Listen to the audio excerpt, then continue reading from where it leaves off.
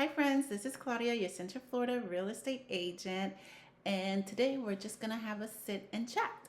We are going to talk about new construction homes real quick.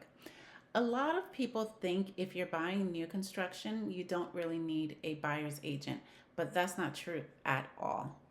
Here's why the sales rep you meet at the model home actually works for the builder and not for you. Their job is to get the best deal for the builder. My job as your buyer's agent is to make sure you're protected.